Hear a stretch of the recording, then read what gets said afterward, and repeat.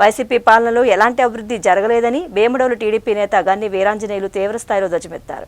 ఏలూరు జిల్లా బేముడోలులో టీడీపీ జిల్లా అధ్యక్షులు గన్ని వీరాంజనేయులు గత వైసీపీ పాలనపై తీవ్ర ఆరోపణలు గుప్పించారు. ఏలూరు జిల్లా బేముడోలు టీడీపీ కార్యాలయంలో ఆయన మాట్లాడుతూ గత 5 ఏళ్లలో ఎలాంటి అభివృద్ధి జరగలేదని, భూదందాలు, అక్రమ కేసులు, నల్ల చట్టాలతో అక్రమాలకు పాల్పడ్డారని అన్నారు. రాష్ట్రంలో అధికారం మారగానే వైసీపీ ప్రభుత్వ అక్రమాలు బయటపడుతున్నాయని అన్నారు. కూటమి ప్రభుత్వం అధికారం చేపట్టగానే CM Chandrababu land titling act జీవోను రద్దు చేశారని, రానున్న రోజుల్లో వైసీపీ పాలనలో జరిగిన అక్రమాలు, దోపిడీలపై వాస్తవాలను ప్రజలకు తెలియజెబుతామని అన్నారు. చంద్రబాబు విడుదల చేస్తున్న శ్వేతపత్రాలపై విమర్శలు మానుకోవాలని గన్ని హితవు పలికారు. ఈ కార్యక్రమంలో మాజీ జడ్పీటీసీలు చింతల శ్రీనివాస్, కారణం పెద్దిరాజు, మాజీ ఏఎంసీ చైర్మన్ దోసనపూడి పుల్లయ్య నాయుడు తదితరులు పాల్గొన్నారు. భూమిలో సుమారు 15,000 కోట్ల రూపాయలు, అలాగే ఆ స్థలాల పూడిక విషయంలో మట్టి పూడుతున్నామని చెప్పి దగ్గరలో ఉన్నటువంటి చెరువులు అక్రమంగాను మరి మట్టి తవ్వేసి ఆ స్థలాలు పూడి చేసి 20 కిలోమీటర్లు 30 కిలోమీటర్ల దూరం నుంచి ఆ మట్టి తెచ్చి ఆ చెరువులు పూడ్చామని చెప్పి వాళ్ళు చేసిన అవినీతి మొత్తం సుమారు 9,500 కోట్ల రూపాయలు.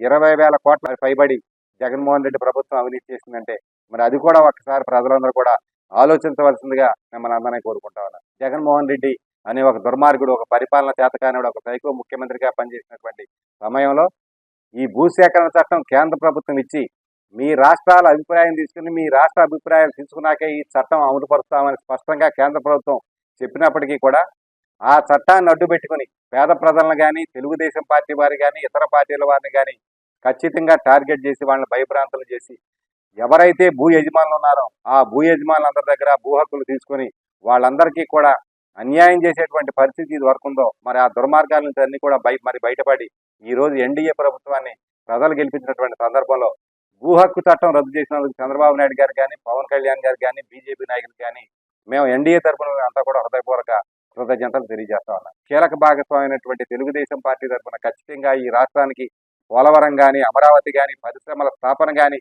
రైతులకు కానీ, రోడ్లతో మరి మౌలిక సదుపాయాలు కానీ వీటన్నిటికీ కూడా ఖచ్చితంగా ప్రత్యేకమైన గ్రాంట్లు ఉన్నాయని చెప్పి మేమైతే చాలా సంతోషంగా ఊహిస్తా ఉన్నాం.